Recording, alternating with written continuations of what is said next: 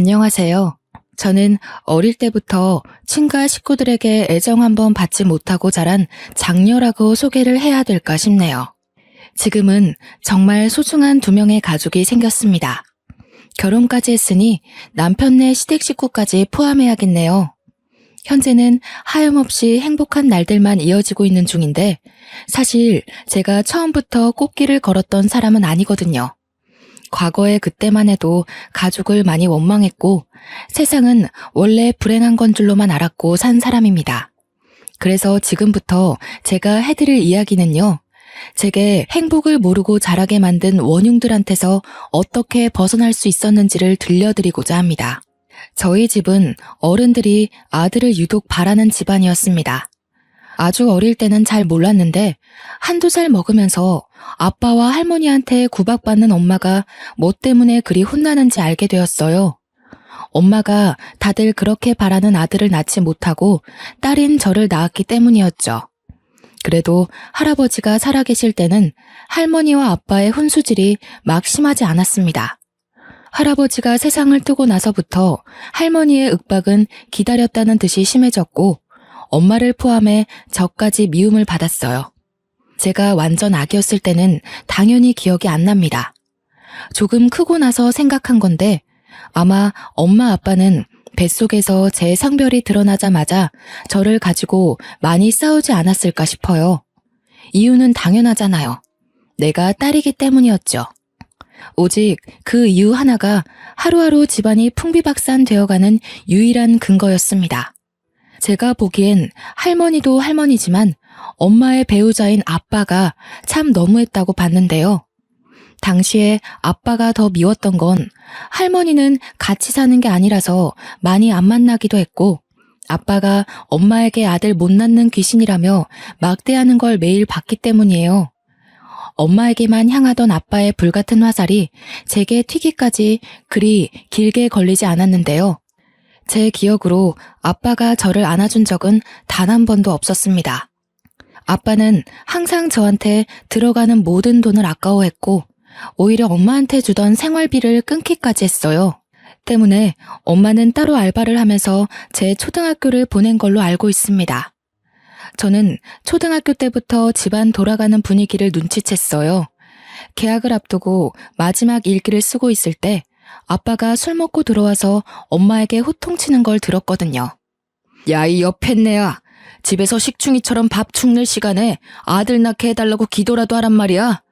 고작 딸 하나 낳고서 밥이 목구멍으로 넘어가냐? 넘어가냐고.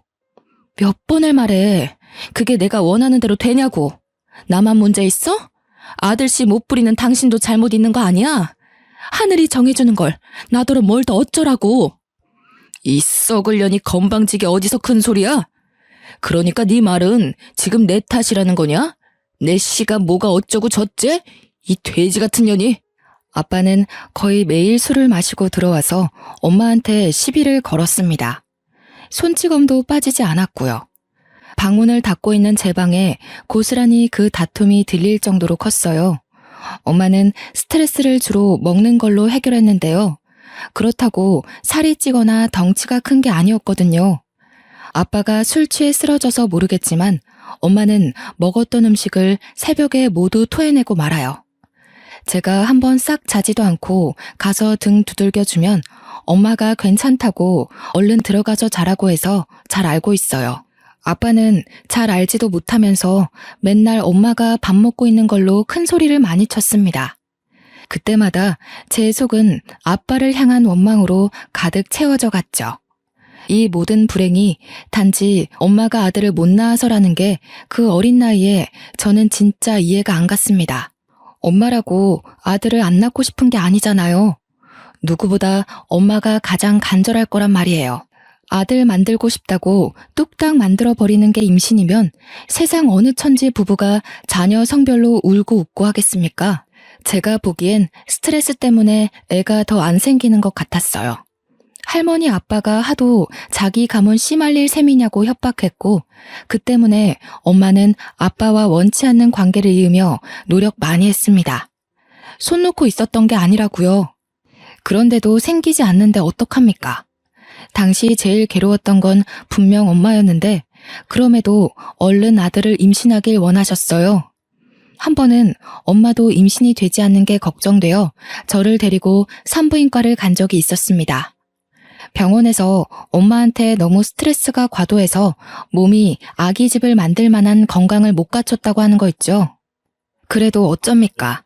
그 집을 나오지 않는 이상 스트레스와 함께 살아야 하는데 엄마는 스트레스 때문에 임신이 잘 안 된다는 걸 아빠 할머니한테 숨겼습니다.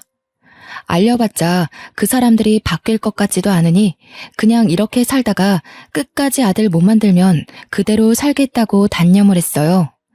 그렇게 그 사실을 저만 알고 있는 상태에서 제가 중학생이 되었는데요. 그때까지도 엄마는 아빠와 할머니한테 한결같이 아들 소리로 괴롭힘을 당하며 지내왔습니다. 제가 학교를 다니다 보니 자리를 비워야 해서 엄마를 지켜주는데도 한계가 있더라고요. 아주 어릴 땐 아빠가 무서워서 엄마를 도우지 못했지만 중학생이 되었을 땐 저도 제 나름대로 신념과 생각이 있어서 아빠한테 대들 용기가 생기는 겁니다. 한날 하교하고 돌아왔는데 아빠가 또 엄마를 괴롭히고 있더라고요. 바로 엄마를 제 뒤로 숨기며 겁없이 아빠를 맞섰죠. 엄마가 아들을 못 낳는 게 아니라 아빠가 못 낳게 만들고 있다는 생각은 안 해? 아빠가 맨날 술 먹고 엄마 쥐잡듯이 잡는데 어떻게 애가 생기겠어. 이런 식이면 아빠 때문에 있던 애도 유산될 지경이야. 상미야, 하지마. 방에 들어가. 엄마 아빠가 알아서 할게. 너 쓸데없는 소리 하면 혼나? 얼른 손 씻고 저녁 먹을 준비해. 나봐. 아빠도 알아야지. 모르니까 자꾸 엄마한테 함부로 하잖아. 아빤 모르지? 엄마 재작년에 병원 갔었어. 병원에서 뭐라는지 알아? 엄마가 스트레스 과다 상태라서 아기 집이 버틸 만한 몸이 못 된대. 다 아빠 할머니 때문이잖아. 스트레스 좋아하시네. 남들은 순풍순풍 잘 만났는 거 네 엄마는 뭐가 그렇게 어렵다니? 아니 근데 이게 어린 것이 어디 아빠한테 바락바락 소리 지르고 난리야? 저는 그날 아빠한테 처음으로 맞을 뻔했어요. 엄마가 서둘러 아빠를 막지 않았다면 지금보다 더 씻을 수 없는 상처가 남았겠죠. 엄마가 저보고 방에 가라고 소리쳐서 저는 그 자리를 피할 수 있었습니다. 원래 아빠가 저한테 욕은 해도 손찌검은 안 했는데 솔직히 저도 그날 아빠 손이 올라오는 걸 보고 좀 많이 놀랐어요. 그리고 동시에 실망도 컸습니다. 그래도 아빠라고 생각해서 제가 노력하면 언젠가 아빠를 변화시킬 수 있지 않을까 하면서 한 번씩 관계 회복을 위해 애쓰기도 했거든요. 그날 후로 저는 아빠에게 딸로서의 마음을 다 접어버렸습니다. 부모 자식 간의 마지막 애정을 완전 놓아버리니 아빠를 향한 제 마음에 남은 건 분노와 원망밖에 없더군요. 저는 사춘기의 히스테리를 아마 아빠한테 제일 많이 부렸던 것 같아요. 엄마를 괴롭힌다 싶으면 자다가도 뛰어가 아빠한테 대들었으니까요. 그래도 아빠는 제가 악바리 근성으로 막아대니 엄마한테 손찌검하는 걸 줄이긴 하더라고요. 여전히 한숨 쉬고 욕하는 건 마찬가지였지만 그동안에 비하면 엄마를 덜 함부로 했습니다. 스트레스 과다 때문에 아기 집이 불안정하다고 하니 그 말에 살짝 겁먹은 듯한데 진작에 말해줄 걸 싶더군요. 엄마도 참 제 엄마지만 당시에는 어린 마음에 엄마가 너무 바보 같다고 생각했습니다. 대체 왜 아빠 할머니한테 휘둘리는지 모르겠는 거예요. 제가 이렇게 살지 말고 아빠 할머니 버리고 도망가자고 했는데도 엄마는 저를 타이르기만 했어요. 아들만 낳으면 아빠도 안 그럴 거야. 너 처음 가졌을 때 아빠가 얼마나 좋아했는지 알아? 내가 아들인 줄 알아서 그랬다면서. 할머니가 딸이 확실하다는 태몽을 꿨다면 나 엄마 지금처럼 똑같이 찬밥 신세였을 거야. 엄마는 아빠와 할머니의 본색이 어떤지 알면서도 제게는 그 사실을 자꾸 미화시켰습니다. 그러면서 하는 말이 엄마 아픔을 위로해주는 건 너무 기특하고 고마운데 식구를 너무 원망하지 말라고 하네요.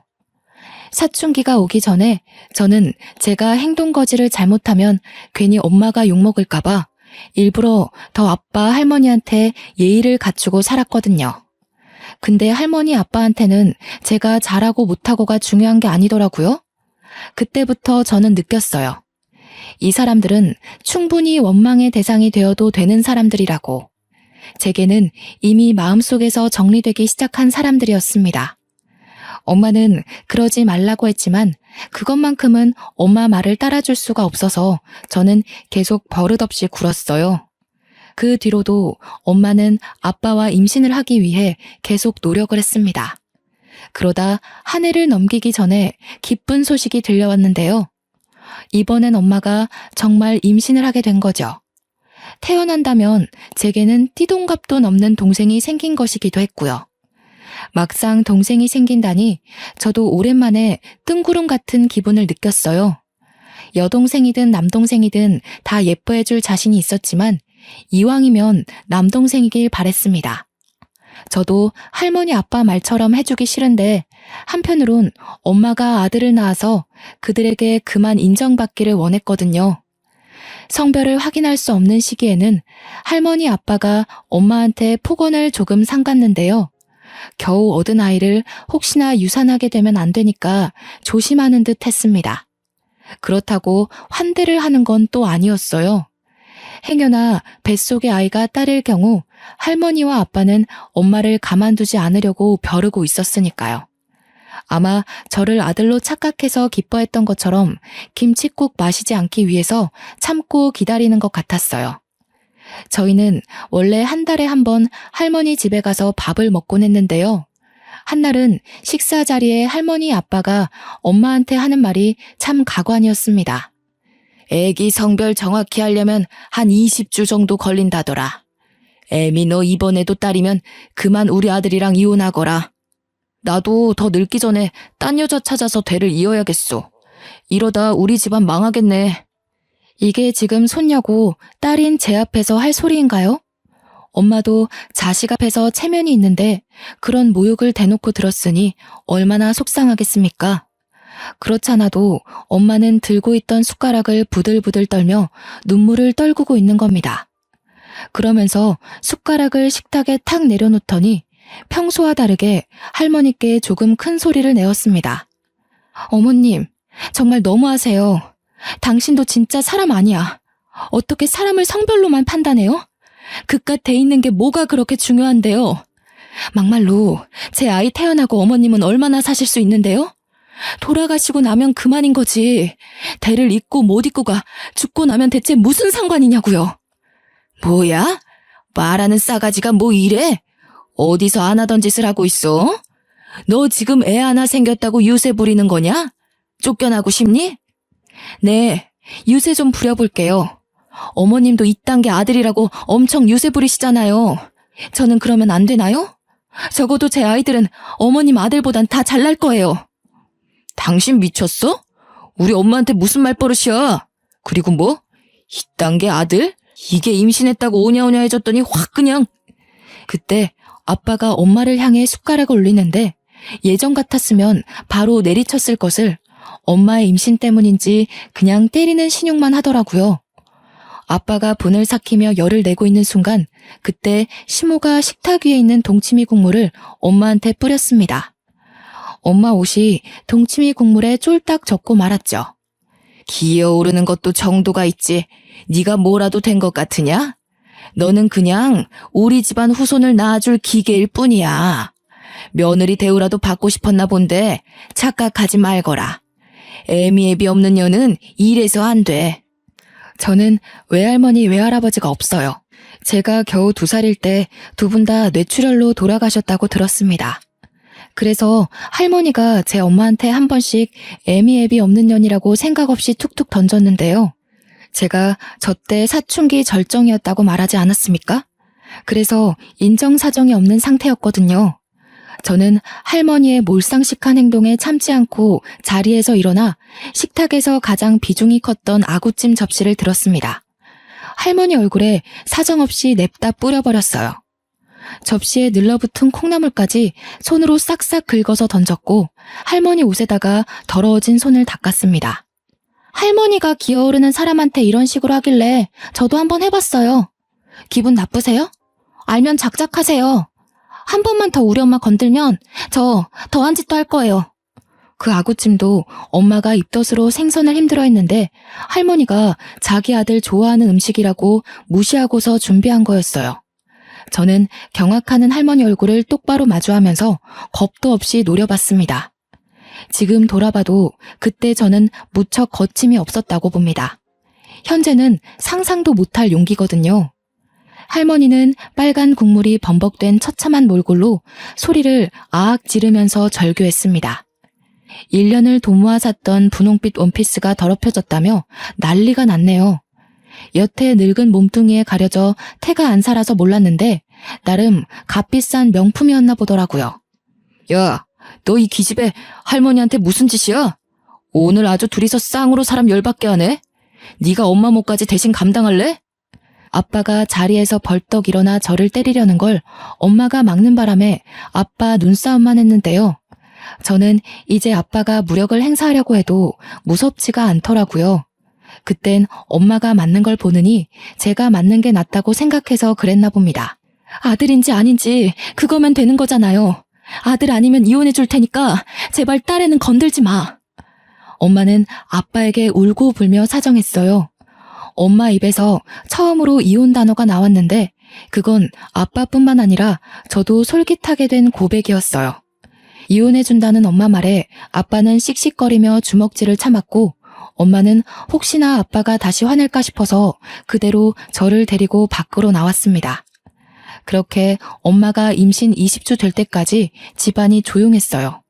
할머니는 저 때문에 화가 많이 났는지 엄마한테 결과 보고만 하라며 연락을 끊어버렸네요. 20주는 생각보다 빨리 다가왔습니다. 아빠, 할머니는 오래 기다렸는지 아침부터 엄마를 재촉했어요. 그렇게 병원을 다녀온 뒤로 이 끈질긴 관계가 드디어 정리가 되었는데요. 엄마 뱃속의 아이가 아들이 아닌 딸이라는 게 밝혀지자 아빠가 기다렸다는 듯 이혼 서류를 내밀었습니다. 할머니는 인사도 없고 얼굴도 비추지 않았죠. 엄마는 양육비를 받는다는 조건으로 이혼에 합의를 했고요. 제가 원래 살던 집은 재산 분할로 처리되어 팔렸습니다. 저와 엄마는 집을 나오고 밤새 걸어서 겨우 여관 같은 단칸방을 얻어 살 수 있었는데요. 재산 분할받은 돈이 아니었다면 이마저도 못 구했을 거라 감지덕지하며 계약했습니다. 원래 살던 형편보다 훨씬 어려워졌지만 저는 내내 기분이 들떠 있었어요. 더 이상 아빠와 할머니의 저주가 없고 엄마와 둘만 있는 그 시간이 너무 좋았거든요. 그 사이 엄마는 갈수록 움직임이 불편해지고 배가 불러왔습니다. 출산이 임박하게 되었는데 제가 이날만 생각하면 아직도 마음 한구석이 쿵쿵 뛰어요. 엄마가 만삭이라 몸이 안 좋은 걸 알아서 친구들과 놀지도 않고 바로바로 하교를 했는데 한날은 저희 집 문이 활짝 열려 있는 거 아니겠습니까? 서둘러 집안을 살폈으나 엄마는 없고 어질러진 이불만 있었습니다. 엄마가 어떻게 되었을까봐 혹시 아빠가 저희를 찾아내서 엄마한테 해코지를 했을까봐 너무 무서웠어요. 가방도 못 벗고 엄마를 찾아 나서려고 신발을 다시 신는데 집주인이 저희 집에 들어오더라고요. 저는 바로 주인 아줌마를 붙잡고 엄마를 봤냐고 여쭤봤죠. 그럼 너희 엄마야 받고 말고. 지금 내가 데리고 있어. 엄마가 너 지금쯤 하교할 시간이라고 봐달라고 하더라. 이리 와라. 네 동생 태어났다. 너무 예쁘더라. 집주인은 본래도 마음씨가 좋은 분이세요. 저희 사정을 알고서 방세도 10만 원 낮춰서 해주셨거든요. 집주인 아줌마께서 평소에도 만삭 엄마가 혼자 있는 걸 신경 쓰며 한 번씩 집에 들려주곤 했는데 마침 엄마가 진통이 온 걸 봤다고 하는 겁니다. 집주인이 자기도 집에서 출산해 아들을 낳았다면서 그 진통이 어떤 징조인지 알아서 엄마를 급히 집에 데려갔다는 거 있죠. 집주인 덕분에 저희 엄마가 무사히 출산을 했고 이후 주인 아줌마는 엄마 산후조리에도 많은 도움을 주셨어요. 내가 줄 건 없고 우리 둘째가 이번에 초등학교 가거든. 예전에 입었던 아들 옷들 좀 챙겨왔어. 딸애라서 좀 그럴 수도 있겠지만 당장 급할 테니깐. 도대체 이 많은 은혜를 어찌 갚아야 할지 고맙습니다. 고맙습니다 정말. 꼭 기억하고 보답하겠습니다. 일이 자꾸 울어서야 예쁜 딸 둘을 씩씩하게 키울 수 있겠소? 네가 상미라고 했지? 엄마 많이 위로해줘야겠다. 집주인은 자기 아들 옷 중에서 작은 옷들을 제 동생한테 입히라고 주기도 했습니다. 당연히 갓난 아기한테는 컸으며 또 남자의 옷이라 공주풍 옷은 아니었지만 엄마는 그것만으로도 정말 감사히 생각하며 집주인에게 고개를 한참 숙였어요. 저 또한 감사한 마음은 마찬가지였습니다. 그래서 이후에도 더없이 예의를 갖추고 밝고 씩씩한 태도를 보였죠. 다 큰 나이에 여동생을 얻었지만 마치 자식이 있다면 딸을 안고 있는 기분처럼 느껴졌어요. 아이가 너무 작고 소중하더라고요. 이름은 상이라고 지었는데 집주인이 저같이 상자 돌림하라고 추천해준 이름이었습니다. 식구가 하나 더 생기니 다른 의미에서 또 살맛이 나더라고요. 근데 문제는 엄마가 여동생 때문에 일을 할 수 없어서 그동안 수중에 있는 돈이 다 떨어진 상태였어요. 양육비도 다달이 안 들어오고 법적 조치가 취해지면 몇 달 양육비가 한 번에 몰아서 들어오고 그랬습니다. 사지 멀쩡한 저는 더 이상 엄마 말대로 공부만 할 순 없겠더라고요. 그래서 고등학생 되자마자 알바를 시작했습니다. 선생님께는 어려운 사정을 말하고 야자를 뺐고요. 그렇다고 학습을 게을리한 건 아니었습니다. 따로 공부할 시간이 부족해서 특히 수업 시간에 집중을 했죠. 학교 교육만으로도 충분히 제 성적은 무섭게 치고 올랐고 어느새 진학 상담할 때가 되고 보니 서울대보다 한 단계 낮은 대학에 장학금을 받고 갈 수 있는 수준이 되어 있더군요. 엄마, 내가 꼭 훌륭한 건축사가 돼서 집 선물해줄게. 상이 방, 내 방, 엄마 방 하나씩 있는 걸로. 엄마는 어떤 집에서 살고 싶어? 아이고, 무슨. 엄마는 바라는 거 하나도 없어. 해준 것도 없는데 네가 이만큼 잘 커준 것만으로도 충분히 선물 받은 기분이야. 엄마 신경 쓰지 말고 그냥 공부만 열심히 해줘. 또 이런다. 내가 왜 공부 열심히 했는데 엄마 상이 같이 살 집 만들고 싶어서 건축과 간 거란 말이야. 엄마는 저를 기특하게 여겼지만 정말로 어떤 걸 크게 바라지는 않았습니다. 엄마 성향을 알기 때문에 저는 엄마가 괜찮다고 해도 밀어붙일 생각이었어요. 그래서 엄마가 쉬엄쉬엄 하라는 말에도 뭐든 최선을 다해 임하고 집중하며 지냈습니다. 저는 대학을 다니면서도 알바를 자처해서 열심히 돈을 벌었고 그 돈을 전부 엄마한테 생활비하라고 보내줬습니다. 덕분에 엄마는 그 돈으로 상이를 어린이집까지 보내면서 키울 수 있었어요. 참 청춘이었네요. 저도 제가 이렇게 목표만 보고 무섭게 달릴 수 있는 사람인지 몰랐거든요. 졸업할 무렵 저는 한 건축회사에 인턴 시험 합격했고요. 4학년 마지막 학기에 바로 인턴 일을 시작했습니다. 저는 인턴 때부터 유능한 신입으로 인턴들 사이에서 입소문을 타게 되었는데요. 그 덕분에 선배님들이 잘 봐주셔서 수습을 무사히 통과하고 정사원이 되었고 그 뒤로도 쭉쭉 승승장구만 하였습니다. 직장인으로 생활한 지 한 5년 차 되었을 때였던 것 같은데요. 저희 식구는 제법 이사 갈 수 있는 돈을 모아서 그 단칸방에서 벗어날 수 있었습니다. 저는 그동안 저희 식구에게 큰 은인이나 다름없는 집주인께 너무 감사해서 그 보답으로 작은 사례를 준비해서 드렸어요.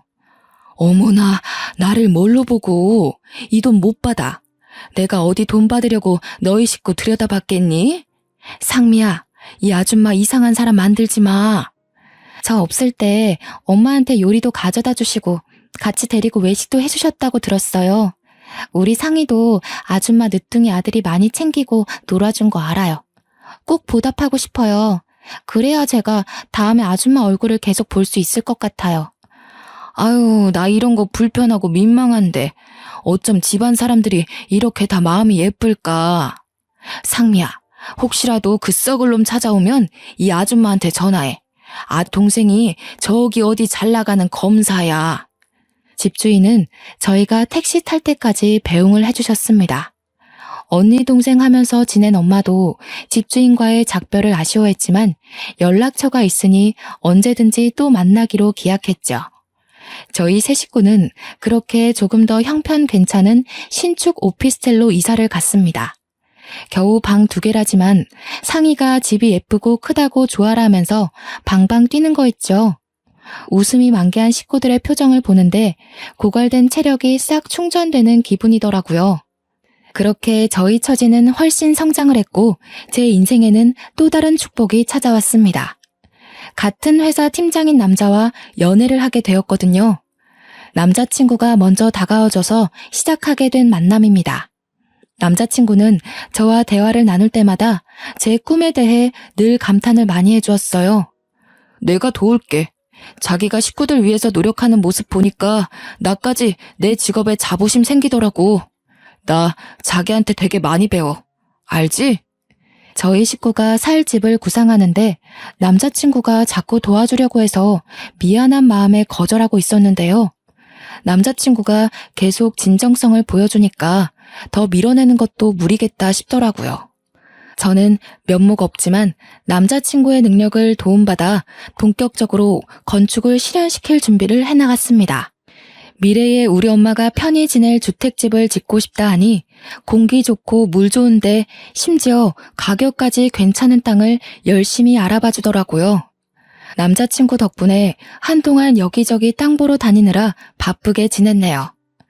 일하다가 알게 된 건데 남자친구가 건축 계통에서 꽤 이름 날리는 유능한 팀장이더라고요. 당연히 바쁠 텐데도 끝까지 제가 하는 일에 힘 보태겠다고 고집을 부려 고맙다가도 난처했던 게 한두 번이 아니네요. 그렇게 아빠와 할머니 없는 세상에서 저는 제 식구들과 행복할 날만 남았다고 생각했습니다. 그런데 역시 그 악독했던 인연이 쉽게 떨어져 나갈 건 아니었나 봅니다. 남자친구와 함께 땅을 보고 퇴근 후 같이 우리 집에 가게 되었는데 집 앞에 갔더니 학교 마치고 하교한 상희가 누구와 같이 서 있는 겁니다. 당시 여동생 나이는 15살이었습니다.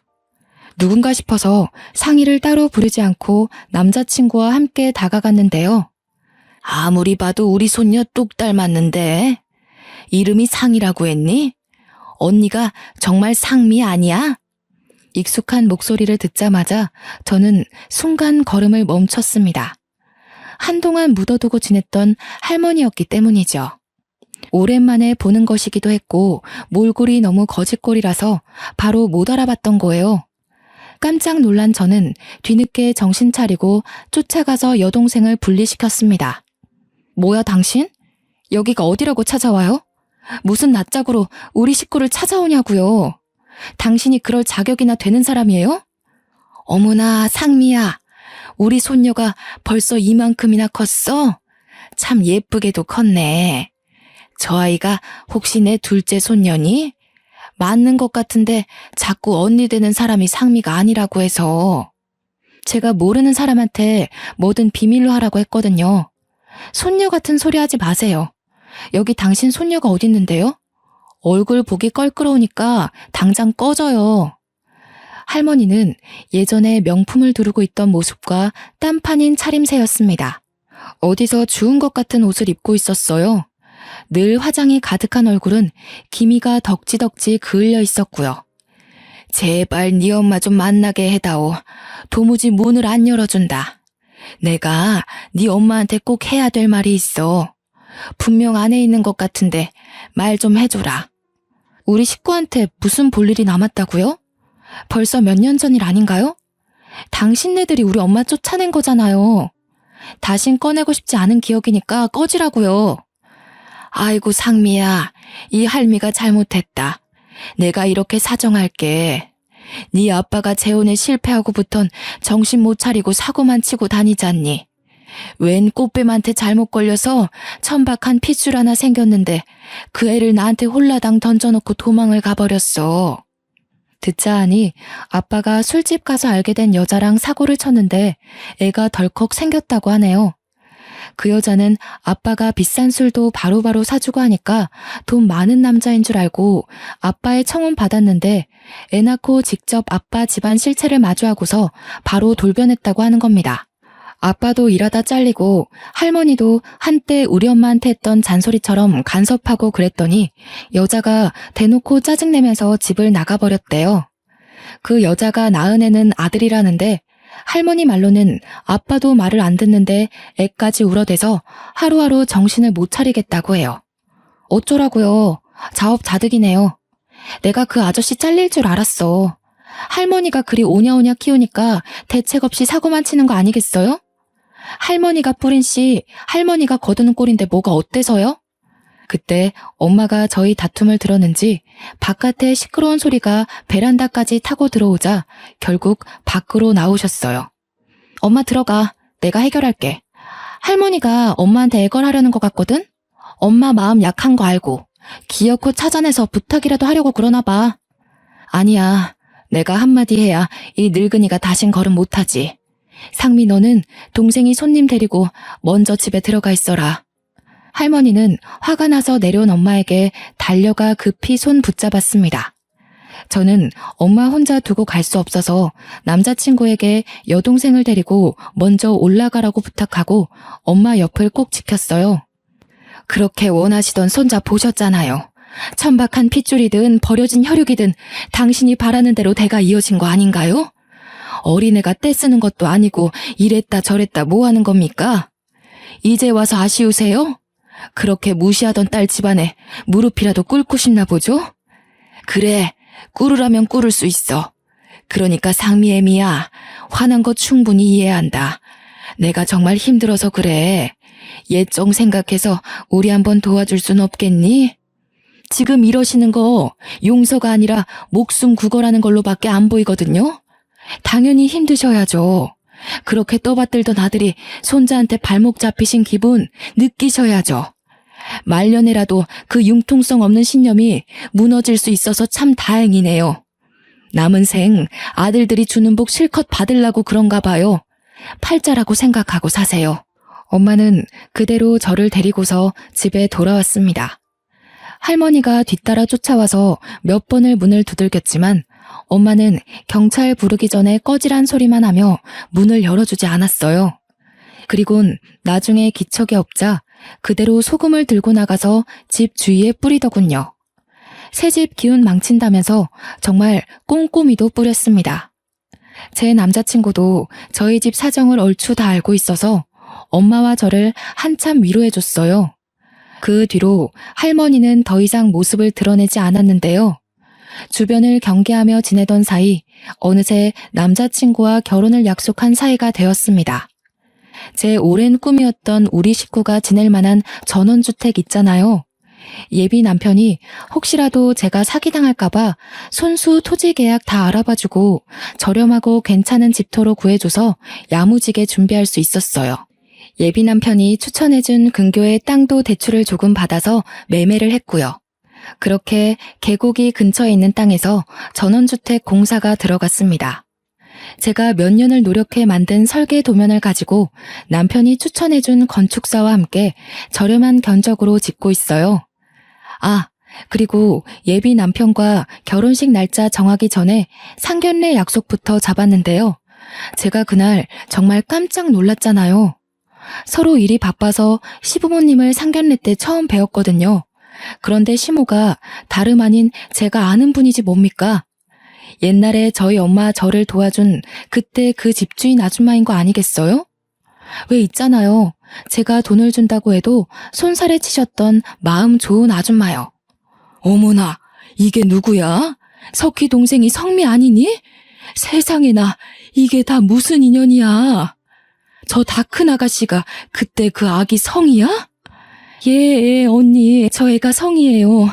언니 덕분에 무사히 낳았던 그 아이요. 도대체 어떻게 이런 우연이 있단 말이에요. 심장이 다 벌렁거리네. 자기, 우리 부모님이랑 아는 사이였어? 어떻게 아는 사이일 수가 있지? 나 지금 정신없어서 이해가 하나도 안 되네. 나도 진짜 놀랬어. 내가 지난번에 말해준 적 있는데 기억할지 모르겠다. 옛날에 단칸방에서 되게 좋은 집주인 만났었다고 우리 식구한테 은인 같은 분이라고 했었잖아. 예비 남편은 제 말을 당연히 기억하고 있더라고요. 그래서 뒤늦게 놀랐습니다. 남편도 제 얘기를 들을 당시엔 그 집주인분을 엄청 칭찬했거든요. 저희는 서서 정신없이 인사를 나누느라 한참 뒤에 착석했는데요. 시모 옆에는 상위 또래로 보이는 남자애 하나가 있었는데 그 아이가 누군지 바로 감이 오더라고요. 네, 바로 집주인 집에 있던 늦둥이 둘째 아들이었어요. 우리 상이 어린이집 다닐 때 그 옆에 초등학교를 다니면서 항상 상이를 친동생처럼 손잡고 등하교하던 아이였죠. 그땐 저보다 한참 작았는데 상견례 때는 이미 저보다 키가 훌쩍 커 있는 거 아닙니까? 문득 세월이 확 느껴지더라고요. 그렇다면 저 아이가 예비 남편 남동생이라는 건데 생각을 곱씹을수록 정말 놀라운 인연이지 않습니까? 서로 감격에 겨워서 근황 얘기에만 빠져 있다가 엄마가 뒤늦게 결혼 이야기를 꺼내며 걱정되는 마음을 표현했는데요. 아이고 언니, 이렇게 사돈까지 맺을 줄 몰랐는데 우리 가족이 한없이 부족해서 어떡해요. 이렇게 되면 저희가 너무 받기만 하는 꼴이 돼버리는데. 에헤이, 상미 듣기에 서운할 소리 한다. 상미 같은 며느리 얻을 수 있는 게 어디 쉬운 줄 알아? 그리고 부족한 애 만에 그런 소리 하지 말랬더니 아직도 그러네. 세상에서 너 같은 엄마들이 제일 대단하고 보물인 거야. 자식을 둘이나 혼자 키웠는데 그보다 더 가진 것 많은 집안이 어딨다고. 무슨요. 내가 면목이 없어서 그러죠. 아직 언니한테 갚지 못한 빚도 많은데 사돈집이 서로의 얼굴이 되기도 하잖아요. 우리 상미야 참 잘 커주고 자랑스럽지만 이쪽 사돈 자리가 영 시원찮아서 걱정이네요. 제가 돈이 없고. 그런 거 다 필요 없고 나한텐 인성이 최고 중요해. 상민애가 집 빼고 나서 이상한 젊은 애들이 미술 공부 준비하는 아지트로 쓰고 싶다길래 방을 싸게 해줬더니 글쎄 엉망으로 만들고 말도 없이 도망갔지 뭐야. 역시 돈이고 명예고 아무짝에 쓸모없더라. 그러면서 시모가 제게 덧붙이는 말이 신혼집도 자기가 아들 위해서 마련해놨다면서 저한테는 몸만 오면 된다고 하는 거 있죠. 예비 남편 성격이 참 착하고 항상 상대방을 배려하는 모습이 보기 좋았는데 알고 보니 그 성격이 모조리 시모한테서 물려받은 거였죠. 시모는 며느리가 누굴까 걱정 반 기대 반이었대요. 요즘 젊은 사람들 엉뚱한 데서 속 많이 썩힌다면서 혹시라도 이상한 며느리 들어와서 귀중한 첫째 아들 인생 망칠까봐 신경을 많이 쓰고 있었다는 겁니다. 그런데 저를 보니 긴장했던 마음이 싹 가라앉았다네요. 그러면서 상견례 마무리될 때쯤 시모가 제 손을 꼭 잡아주면서 아가 하는데 하필 옛날 생각이 새록새록 겹치면서 울컥 눈물이 새더라고요. 시모는 그런 저를 한없이 예쁘게 봐주면서 어렸을 때 기특하게 봤던 제가 며느리로 들어와서 너무 좋다고 앞으로 많이 아껴주고 잘할 테니까 아들 잘 부탁한다고 하시는 거 있죠. 그렇게 양가 부모님들이 축복하는 아래에서 저는 남편과 소규모로 예쁜 결혼식을 올렸습니다. 저는 정말 시집살이 같은 거 일절 모르고 행복한 결혼 생활을 이어갔어요. 당연히 현재도 그 행복이 진행 중이고요. 그리고 전원주택이 얼마 전에 완공되었거든요. 남편과 제가 직장일을 병행하면서 우리 엄마 이사 준비까지 돕고 있는데 하루하루가 여러모로 알차고 바쁜 와중에 이 사연을 쓰고 있답니다. 엄마는 이사하는 내내 마주할 때마다 웃음꽃이 펴 있었어요. 특히나 마당의 조그마한 텃밭과 연못이 그렇게 마음에 드나 봐요. 아직 내부에 정리할 게 한참인데 갈 때마다 손수 키운 농작물이 금붕어 샀다면서 자랑하시더라고요. 얼마나 귀여운지 모릅니다. 남편도 자기 장모님의 웃음이 좋은지 귀찮을 법도 한데 엄마가 하는 모든 말에 대응을 잘해주는 거 있죠. 저는 한 번씩 과거에 엄마가 매일 밤 울던 때가 생각이 나서 순간 감정이 울컥할 때도 있어요. 그대로 지금 이렇게 행복하신 걸 보니까 저도 더 이상 엄마 걱정은 덜어볼까 싶네요. 엄마는 요즘에도 저 덕분에 인생 폈다고 항상 저더러 고맙다고 말하는 게 습관인데요. 그럴 때마다 저는 엄마 덕분에 이렇게 당차고 이쁘게 컸으니까 이젠 고생 말고 행복한 일만 하고 지내달라고 말해주고 있습니다. 그리고 시모도 저희 친정이 집이 가깝다 보니까 주말마다 엄마 집 텃밭에 같이 농작물 키우기 시작했거든요. 단칸방 살 때도 느낀 건데 두 분이서 여전히 언니 동생 하면서 잘 지내더라고요. 서로 입씨름도 안 하고 잘 통해서 좋다네요. 한 번은 제가 엄마한테 혹시 혼자라서 쓸쓸하지 않냐고 물었거든요. 그랬더니 엄마 말로는 성의도 있고 또 사돈이 심심할 때만 온다더니 지금은 평일 내려오고 있는데 너무 즐거워서 같이 놀다가 잠까지 자고 간다고 하네요. 학창시절 때 친구들이 집에서 떠들고 놀다가 밤을 보내는 것 같은 기분이라네요. 그걸 듣고 저는 그냥 두 분이 잘 지내서 보기 좋다라고만 생각했는데 시모와 엄마 사이는 제가 생각했던 것보다 훨씬 더 깊은 사이더라고요. 내가 언니한테 이렇게 매일 와서 집에 안 갈 거면 아예 같이 살자고 한 소리 했거든. 그런데 네 시애미가 뭐라는지 아니? 남편 설득해서 아예 눌러 앉아야겠다고 그러는 거야. 엄마가 막 웃고 박수치면서 얘기하는데 장난이 아니라 진짜라는 게 더 당황스러웠어요. 이거 시부께서 들으시면 깜짝 놀라실 텐데 싶더라고요. 그런데 또 곰곰이 생각해보면 시부가 허락해 주실 것도 같은 거예요. 몇 번 뵐 때마다 느꼈던 건데 시부는 시모를 무척 존중하며 지내고 계셨습니다. 시모의 의견이라면 늘 자신보다 우선순위로 두는 분이셨죠. 남편이 시부의 마음도 고스란히 전해받은 걸까요? 남편도 저를 되게 소중히 대하면서 존중해 주거든요. 어쨌든 저는 현재 사랑하는 식구들과 함께 이런 생활을 보내고 있답니다. 우리 엄마가 웃는 게 그렇게 예쁘다는 걸 요즘 많이 실감하고 있어요. 비운 뒤에 해 뜰 날 온다더니 고생 잔뜩 하신 우리 엄마한테 이제는 좋은 일만 가득했으면 좋겠네요. 사연이 좀 들을만 하셨는지 모르겠습니다. 제가 글을 유연하게 쓰는 솜씨가 없어서 듣는 분들이 거슬리진 않았을까 걱정도 되네요. 저는 되게 좋은 기회를 만나 제 인생을 털어놓을 수 있어서 좋은 시간 보냈습니다. 친구들에게 회포 푸는 기분과 비슷한 것 같기도 해요. 아직 다른 분 사연은 읽어본 적이 없는데 시간 날 때 다시 한번 찾아와야겠어요. 제 글은 이쯤에서 정리를 하도록 할게요. 다들 마음 아프지 말고 늘 건강한 삶 살길 바랍니다.